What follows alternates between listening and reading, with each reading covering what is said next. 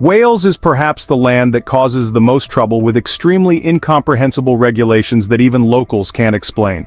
In this video, we will explore 20 prohibitive laws and strange things that only exist in Wales. Trust me, what you imagine about this land will completely collapse when you finish watching this video. Number 18. Prohibition on calling them English. This is perhaps one of the most common mistakes people make when in Wales. If you're visiting this land for the first time, then listen carefully to what I'm about to say. Never call the people living in Wales English. Wales is different from England and the rest of the United Kingdom, but foreigners often overlook this fact. This may make local people uncomfortable. Someone from England may not mind being called English, but conversely, people from Wales may not appreciate it because, to them, English people are different from the people of the United Kingdom. Wales and England have a long history of conflict and competition, so the people here do not want to be confused with the English. Number 17. Prohibition on praising the English rugby team. Perhaps some of you like the English rugby team, but when in Wales, never praise the English team. You will immediately be shunned and even hear curses from the Welsh. For them, rugby is the national sport, which means it is for everyone, not just for the wealthy, like in other places. This sport is also seen as a way of revenge against the English, who have dominated them in the past. Welsh player Phil Bennett once controversially stated before a match, "Look what these bastards have done to Wales. They've taken our coal, our water, our steel, they buy our homes and live in them for a fortnight every year. What have they given us in return? Absolutely nothing. We've been exploited, raped, controlled, and punished by the English. And that's who you are playing this afternoon. Not just through words. Every time the Welsh team beats the English team, the whole country will celebrate and make this place filled with a festival atmosphere." Alright, I hope you understand how meaningful this sport is to them, and don't foolishly praise the English rugby team in front of them. Number 16. Don't talk about religion. The quickest way to make a group of people in Wales uncomfortable is to talk about religion. The people here often do not follow any religion, and the influence of atheists also makes talking about religion in public places strange here. Even the locals are very hesitant to talk about their beliefs in front of a crowd. In a family, each member sometimes has a different belief, but the most common is those who follow Christianity. Christianity is the most common religion in Wales. Roman Catholicism and Protestantism are the two largest denominations, with many churches and chapels serving the community. In addition, there are also some Muslim communities in Wales, especially in large cities like Cardiff and Swansea. The Muslim community has grown due to migration from various Muslim countries. Although people are starting to believe in religions more, it is still very difficult to know exactly who is following which religion. Number 15. Don't talk about sheep. I know sheep seem quite cute and interesting, but don't mention them in front of Welsh people. They don't hate them, but don't want to talk about them at all. The people of Wales are not interested in funny stories about sheep. This country has a lot of sheep. Approximately in Wales there are up to 11 million sheep raised, 4 times the number of people living here. The frequent rain brings to Wales lush green hillsides, very suitable for raising this type of animal. Sometimes they cause trouble by wandering on railway tracks or meadows, causing traffic jams and even climbing onto roofs. This sometimes makes the people here feel annoyed by these cute animals, so don't tell a native any funny stories about sheep. They won't respond well. Number 14. Prohibition of excessive talking and touching others. Some cultures like to have physical contact while talking as a way of showing friendliness, like France, for example. But some countries really hate that, and Wales is one of those countries. Even talking a lot with strangers is not welcome here. That doesn't mean the locals aren't friendly, it's just that they are somewhat reserved compared to other countries. In Welsh culture, respect and personal respect are often valued. People tend to avoid excessive conversation and intimate gestures, especially in unfamiliar situations or with people they don't know well. Personal respect is an important part of Welsh culture, and this is often expressed through maintaining personal space and respecting the privacy of others. Keeping a distance and not being too concerned about others' personal lives is considered a form of respect and politeness in daily communication. Number 13. Don't give spoons unless you like someone. In Wales, don't ever give the locals spoons because to them, spoons are a very special item that represents love between couples. Accordingly, a wooden, ivory, or bone spoon is the gift that Welsh people will give to their loved ones on special occasions instead of flowers or any sweet candy. This tradition began around 1667, along with hugs showing intimacy and romantic love. The love gift in Wales is a spoon engraved with unique and intricate patterns. Previously, those who received this gift would use it as a normal spoon, but nowadays they are kept as a souvenir with eye-catching and elaborate designs. As a result, these love spoons have a longer lifespan. In addition to replacing words of affection, these special spoons are also seen by many as a promise or engagement ring. Only those in love give each other these gifts, so you shouldn't give spoons to the people of Wales unless they are your lovers. Number 12. Men cry the most in the world. If you've never seen a strong man cry, then you might come to Wales, where men cry the most in the world. The people of Wales are emotional beings, and they don't hesitate to express their emotions, whether they are male or female. In Welsh culture, showing emotions through crying is not considered weak or unmanly. Men in Wales can cry and express their emotions naturally. Sincerity and emotions are seen as part of human connection and feelings in Welsh culture. Expressing sadness, happiness, or empathy through crying is a way to show closeness and affection to others. The place where you can see this most is during a rugby match. If you feel unable to control your emotions while watching a match at Millennium Stadium in Cardiff, feel free to express that. You won't be the only one. Number 11. Queuing is a must. If you visit Wales, you'll notice that even though no one asks, the locals here still queue very diligently because that's their culture. Although not explicitly defined as law, queuing has almost become a cultural norm, a common pattern in lifestyle. Anyone who violates this is sure to face consequences, from mild reminders to harsh scolding. Some tourists who have been here believe that people in this country will queue even if there's just one person. By assuming themselves to be the head of some imaginary line, cutting in line will be a grave offense. Therefore, you are obliged to follow the queuing rule to avoid trouble. Or, if you are really in a hurry, you can buy the spot of those who have queued before so no one can blame you. Number 10. Don't just pay for yourself. If you intend to hang out with some Welsh friends, pay special attention to who pays. Splitting the bill for drinks among a group of people is not uncommon. It's something we often do when feeling joyful or wanting to celebrate something significant. But for people in Wales, it's almost a requirement.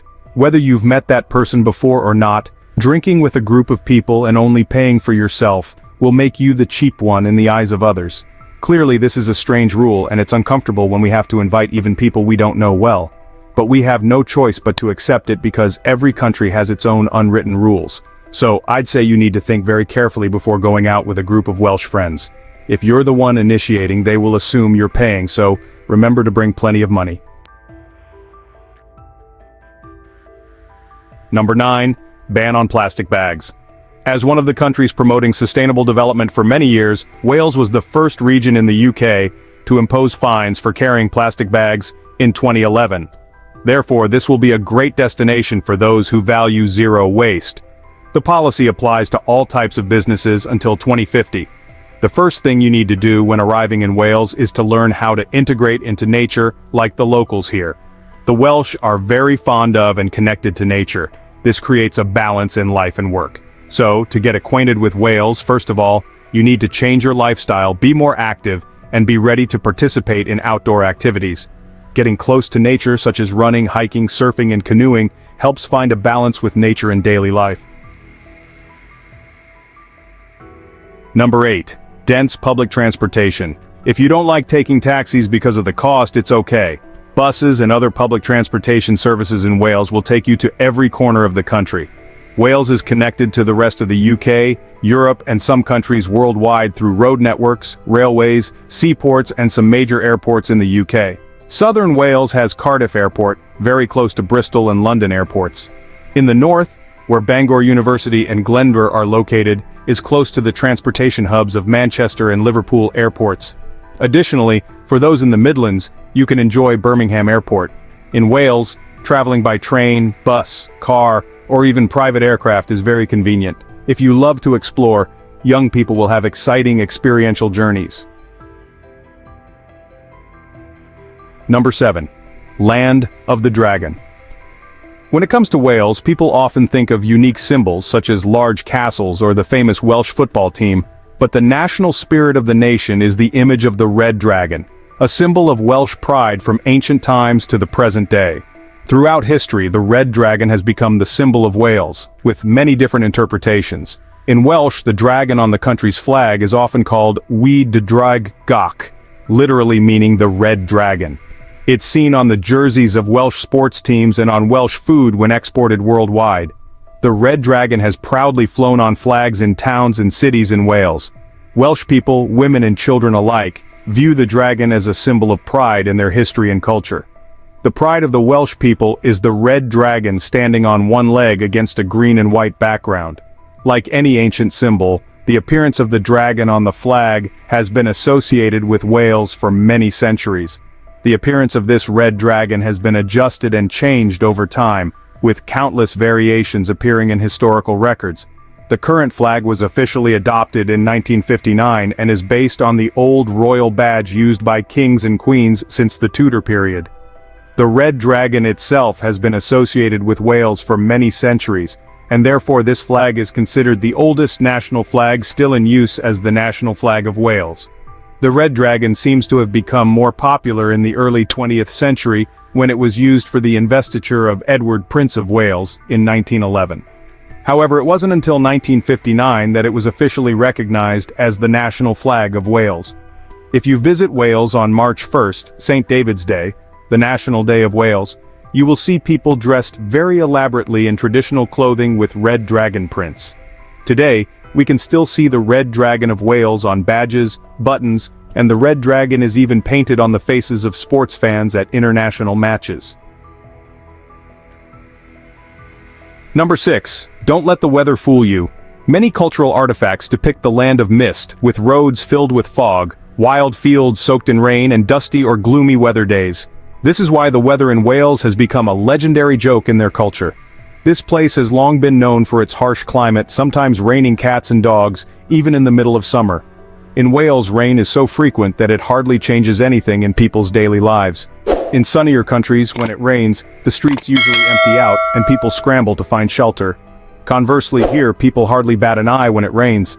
It's not difficult to come across images of people lining up to play games in the amusement park under the rain, soaking wet, on bikes on the way to the office, or leisurely pushing their children on swings. If you're here and encounter a rain shower, it's almost effortless to find an umbrella.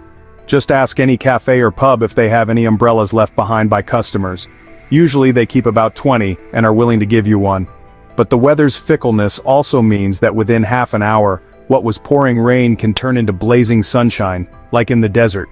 So if you visit this country, be sure to come prepared with everything from sun hats to raincoats, because you never know how the weather might change. Number 5. Only 20% of Welsh people speak the native language. Despite seemingly disliking the English, about 80% of the Welsh population speaks English, and the number of Welsh speakers, at 20%, is rapidly declining. In Wales, both Welsh and English are official languages. Therefore, all universities, government organizations, and shops in Wales have bilingual policies. However, most people use English for convenience in studying and only use Welsh in special cases. Although most Welsh students up to age 16 learn Welsh and 1/5 of primary school education is taught in Welsh, this traditional language is still not widely used. Welsh has the largest number of speakers in the north and west of the country. It is also used in Wales and some areas of England.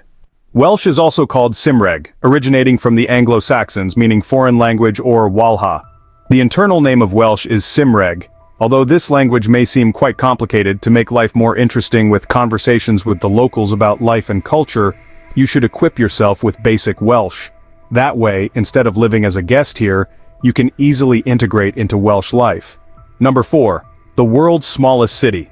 You might think a city is always bustling and crowded, but in Wales, you'll be completely shocked because there's a city so small that you can meet everyone just at a market. St. David's in Pembrokeshire is considered the smallest cathedral city in the world. Although called a city, St. David's actually has a very small population and lacks the traditional features of a large city. This city is famous for St. David's Cathedral, one of the largest churches in Christianity in Wales and also one of the important tourist attractions in the area. Although St. David's has a small population and a small area, with its location close to the natural and cultural heritage of the Pembrokeshire Coast National Park, it attracts a large number of tourists every year. This small city is considered a peaceful and beautiful destination for those who want to escape urban life and relax in the simple atmosphere of the land of Wales. Number 3. Castles everywhere. If you are someone who loves exploring ancient structures, especially castles, then Wales is a paradise for you. Wales owns over 400 castles, making it the country with the highest density of castles in the world. Among them, Conwy Castle is recognized by UNESCO as a World Heritage Site.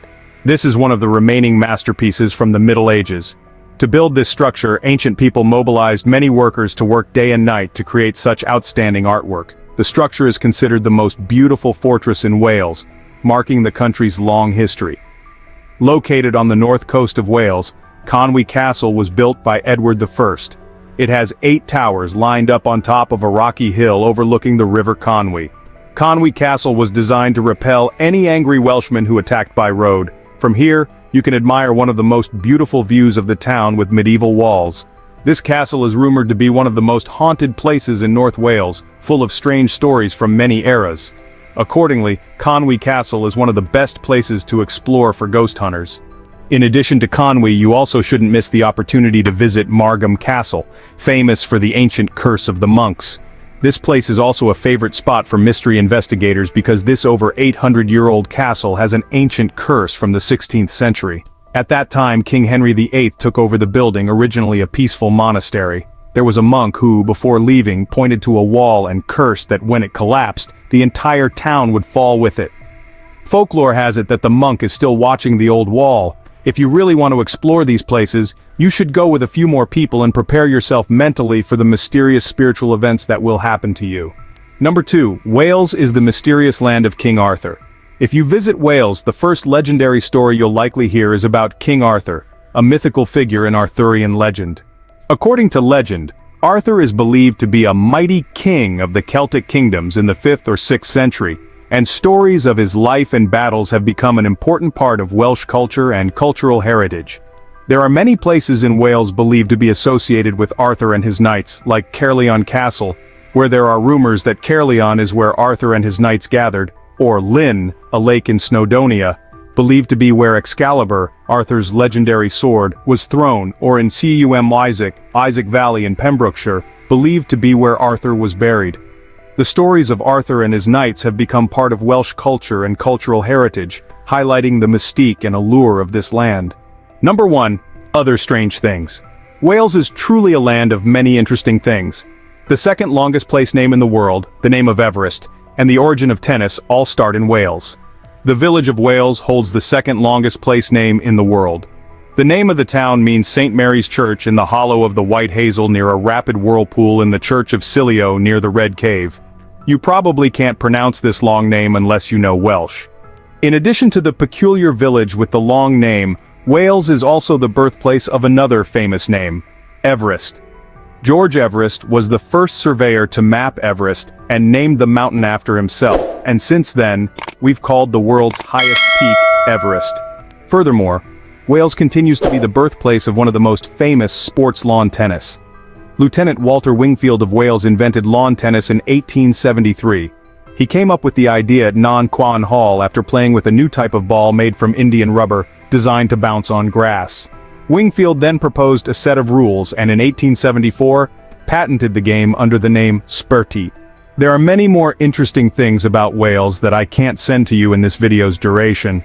But don't worry, you can meet me again in the upcoming videos by subscribing to the channel and sharing this video. Thank you for watching. Goodbye, and see you again.